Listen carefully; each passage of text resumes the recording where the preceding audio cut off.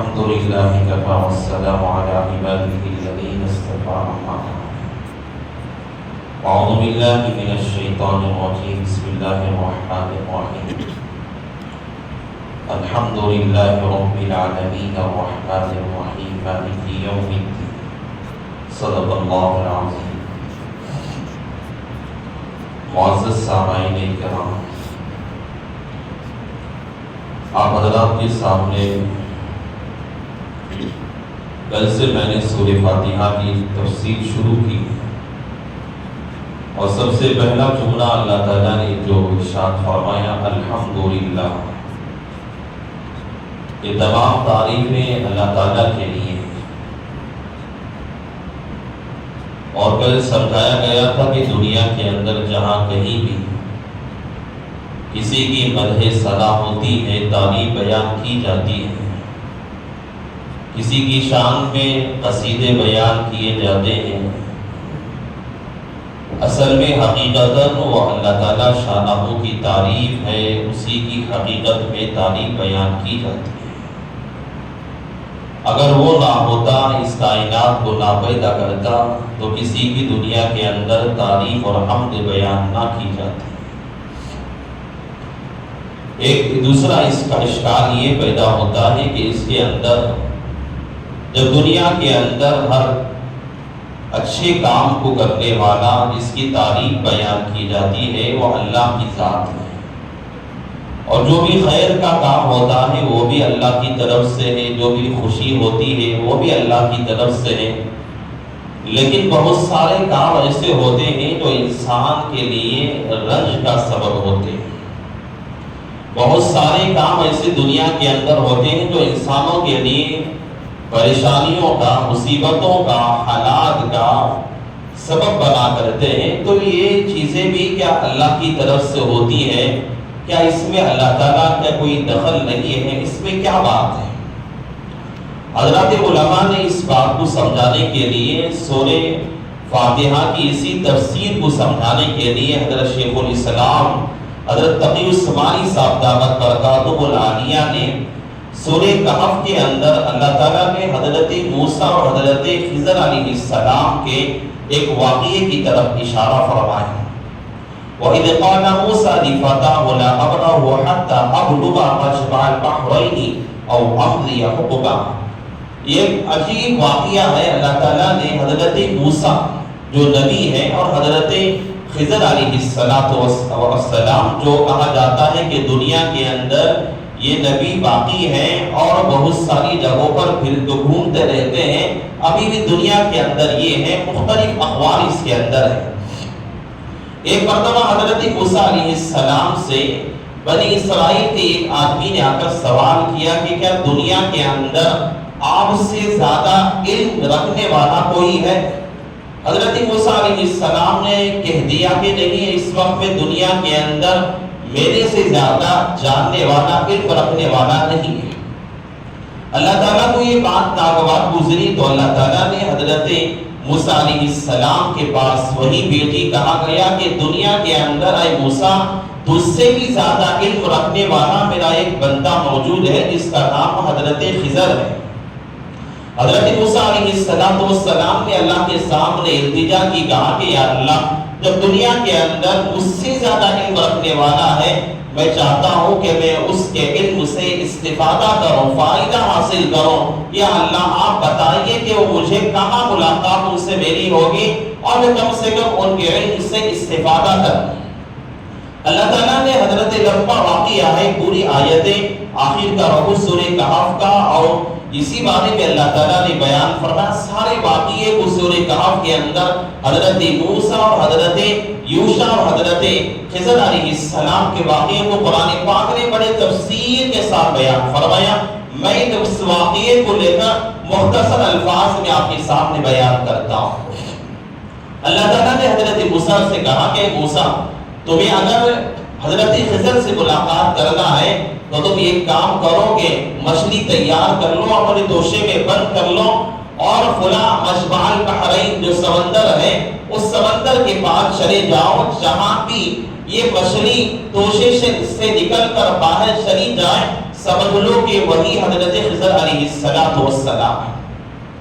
تو حضرت موسیٰ علیہ السلام توشے کے اندر مچھلی کو تیار کر کے توشے میں بند کر دی ہے، اور بند کرنے کے بعد اپنے ساتھ حضرت موسیٰ علیہ السلام نے اپنے خادم حضرت یوشع ابن نون علیہ السلام کو اپنے ساتھ لے لیا۔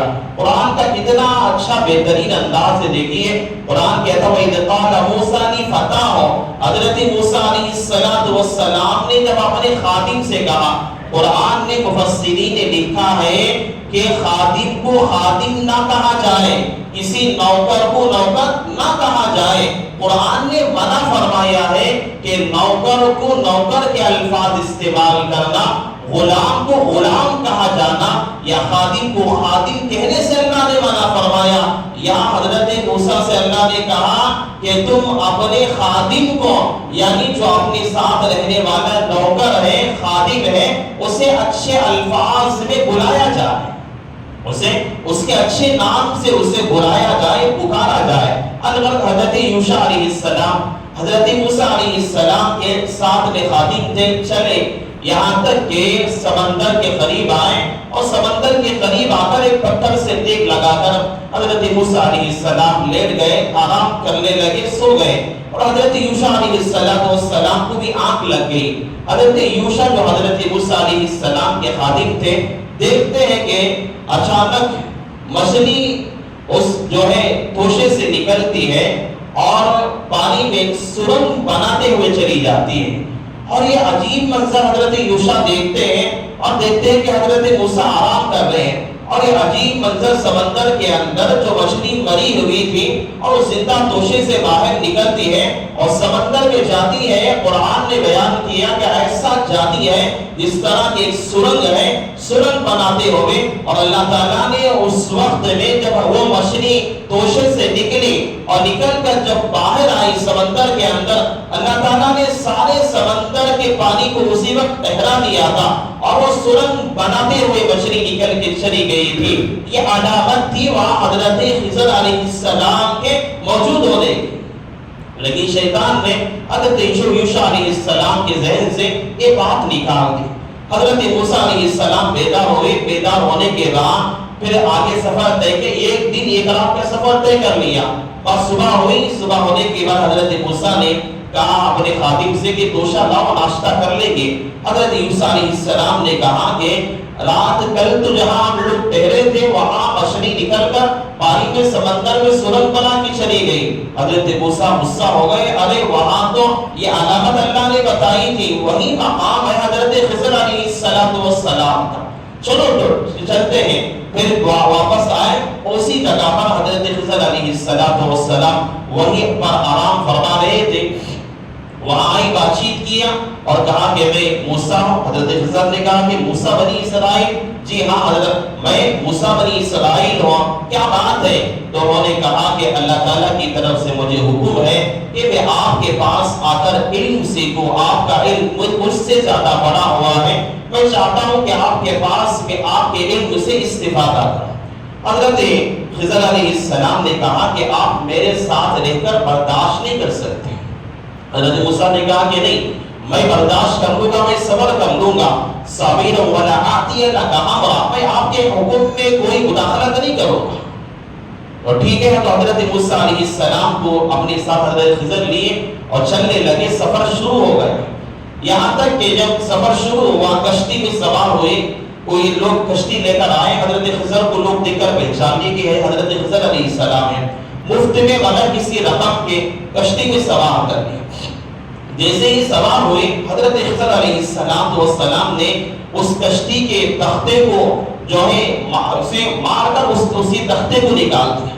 حضرت موسیٰ نے دیکھا کہ ایک آدمی ہم لوگوں کو مفت میں کشتی میں سوار کیا ہے، اور یہ حضرت خضر ہے جو کشتی کے تختے کو نکال رہے ہیں، یہ تو غلط کام ہے، روک دیا، آپ نے تو غلط کام کیا۔ حضرت خضر نے کہا کہ میں نے پہلے ہی کہا تھا کہ آپ میرے ساتھ رہ کر صبر نہیں کر سکتے۔ تو حضرت موسیٰ نے کہا کہ آئندہ ایسی حرکت نہیں کرو گا۔ پھر وہ سفر ہوا، پھر سمندر کے کنارے آئے، ایک گاؤں میں داخل ہوئی، ایک بچہ کھیل رہا تھا، اور بچہ کھیلتے ہوئے سامنے دوڑتے ہوئے آیا۔ حضرت خضر نے اس بچے کو بلایا اور بلا کر اس بچے کی گردن نکال کر اسے ختم کر دیا، قتل کر دیا۔ حضرت موسیٰ علیہ السلام کو اور زیادہ غصہ آ گیا کہ آپ نے اتنی خطرناک حرکت کی، بچے کو ناحق قتل کر دیا ہے، آپ نے تو غلط کام کیا۔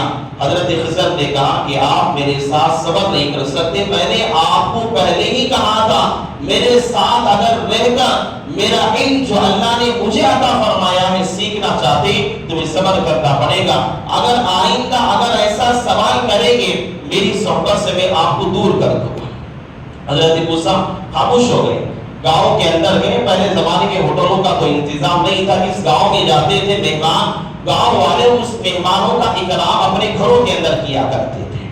اس گاؤں کے اندر گئے حضرت موسیٰ اور حضرت خضر، حضرت یوشع جانے کے بعد وہاں لوگوں نے مہمان نوازی کرنے سے انکار کر دیا۔ اس گاؤں کے اندر جب واپس آ رہے تھے ایک دیوار تھی جو ٹیڑھی تھی، حضرت خضر علیہ السلام گئے اس دیوار کی مرمت کے، اس دیوار کو سیدھا کیا، سیدھا کھڑا کر دیا۔ حضرت موسیٰ علیہ السلام نے پھر حضرت خضر سے کہا کہ گاؤں والوں نے ہم لوگوں کی مہمان نوازی نہیں کی، ہم لوگوں کو ایک وقت کا کھانا نہیں کھلایا، اور آپ نے اس گاؤں کے اندر جو دیوار ٹیڑھی کھڑی ہوئی تھی آپ نے اسے درست کیوں کر دیا؟ تو جب یہ بات کہی تو حضرت خضر علیہ السلام نے کہا کہ اب آپ میرے ساتھ رہنے کے قابل نہیں ہیں، آپ برداشت نہیں کر سکتے۔ تو حضرت موسیٰ علیہ السلام نے کہا کہ چلو میں آپ کے ساتھ رہ کر برداشت نہیں کر سکتا، لیکن آپ نے 3 غلطیاں کی، جو کشتی والے کا تختہ آپ نے نکال دیا، بچے کو ناحق قتل کر دیا، اور یہاں آپ آ کر ان لوگوں کے گاؤں کے اندر رہ کر یہاں کی دیوار کو درست کیا، یہ آپ اس کی وجہ بتاؤ۔ حضرت خضر علیہ السلام نے کہا کہ اللہ تعالیٰ کی مصلحتیں وہ ہوتی ہیں جو انسان کو نظر آتا ہے کہ یہ میرے لیے برا ہے، میرے لیے پریشانی کے حالات ہیں، میرے لیے مصیبتیں ہیں، میرے لیے یہ وبائیں ہیں، لیکن حقیقتاً اللہ تعالیٰ کی منشا میں، اللہ کی مصلحت میں وہ چیزیں انسان کے لیے فائدہ مند ہوتی ہیں۔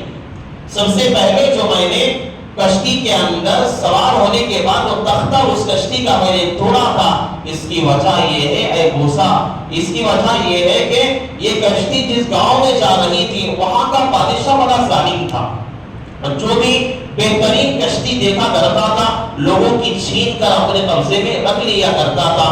میں نے اللہ کی طرف سے وہی کہی کہ یہ جو اللہ کے نیک بندے ہیں اگر اس گاؤں میں جائیں گے وہ بادشاہ اس کی اچھی کشتی ہے اسے دیکھے گا تو اسے چھین کر اپنے پاس رکھ دے گا، اس لیے میں نے اس کشتی کے اندر میں نے نقص پیدا کر دیا تاکہ وہ بادشاہ اس کشتی کو ان غریب لوگوں کی کشتی کو نہ لے، تو میں نے اس کے اندر نقص پیدا کر دیا۔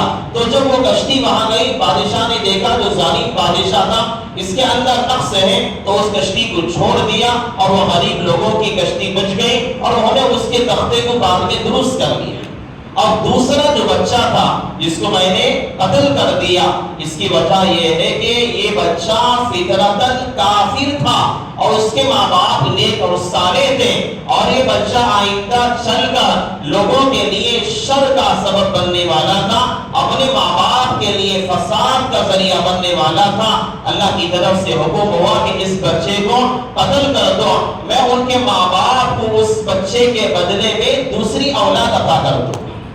اللہ کے حکم پہ میں نے اسے قتل کر دیا۔ اور تیسری جو بات ہے میں نے جو دیوار کو درست کیا تھا، جو ٹیڑھی دیوار کھڑی ہوئی تھی، اس کی وجہ یہ ہے کہ وہاں 2 یتیم بچوں کا خزانہ اور اس کی وراثت اندر زمین کے اندر دفنائی گئی تھی، اگر وہ دیوار گر جاتی خزانہ باہر نکل آ جاتا، لوگ جو ہے خزانہ باہر نکل آ جاتا، لوگ اس پر قبضہ جما دیتے۔ اللہ تعالیٰ کی طرف سے حکم تھا، میں نے اس دیوار کو میں نے درست کر دیا۔ حضرت موسیٰ علیہ السلام نے یہ باتیں سننے کے بعد حضرت خضر علیہ السلام سے معذرت کی۔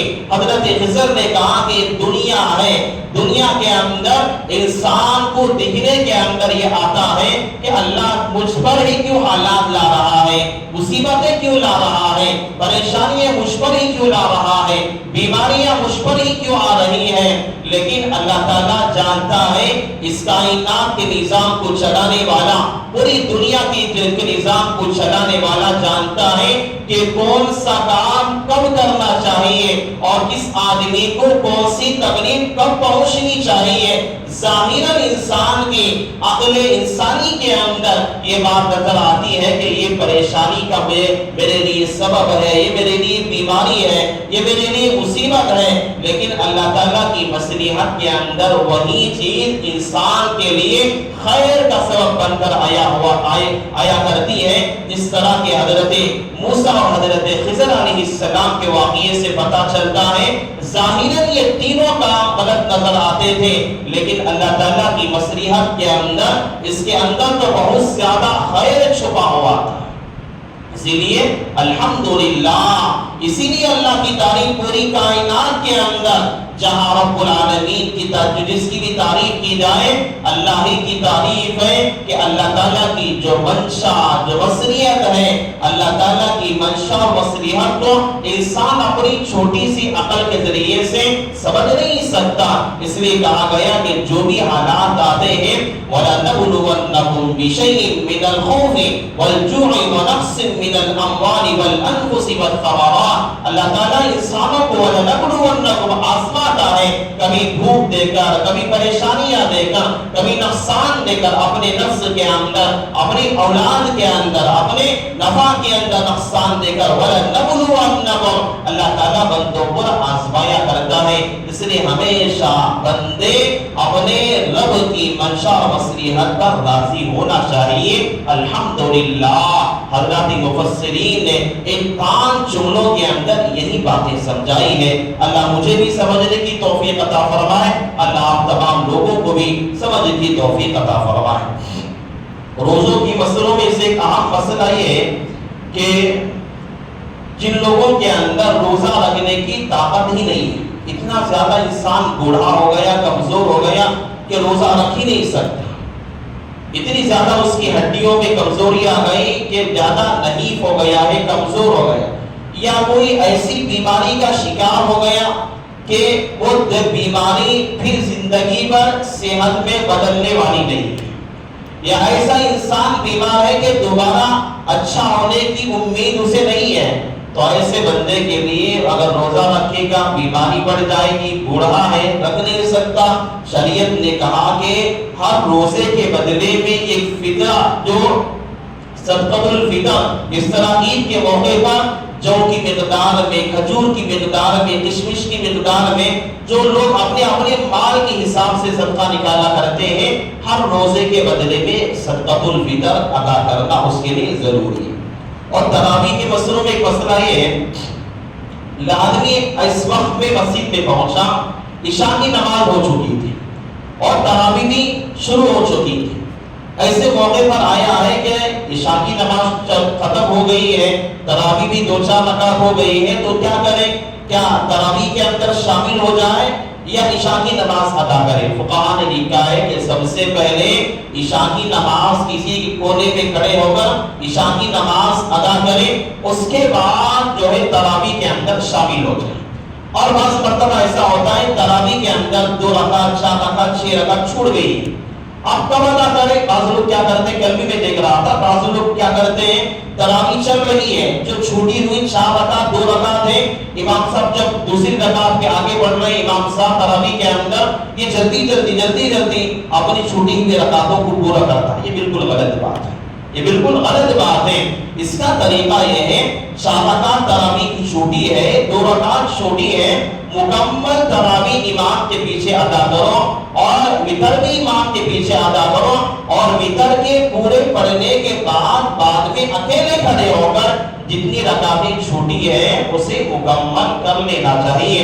درمیان میں جو نماز پڑھنے کا جلدی رکوع کر رہے ہیں، سجدے کر رہے ہیں، جو بقیہ نماز چھوٹی ہوئی تراویح کی ہے اسے پڑھ رہے ہیں، یہ بالکل غلط طریقہ ہے۔ اللہ مجھے بھی عمل کی توفیق عطا فرمائے، اللہ آپ لوگوں کو بھی عمل کی توفیق نصیب فرمائے۔ روزے کی نیت کر لیں، بصوم یوم نویت فتقبل منی۔ اللهم صل على سيدنا مولانا محمد وبارك وسلم۔ ربنا آتنا في الدنيا حسنة وفي الآخرة حسنة وقنا عذاب النار۔ ربنا ظلمنا أنفسنا أنفسنا وإن لم تغفر لنا وترحمنا لنكونن من الخاسرين برحمتك يا أرحم الراحمين والحمد لله رب العالمين.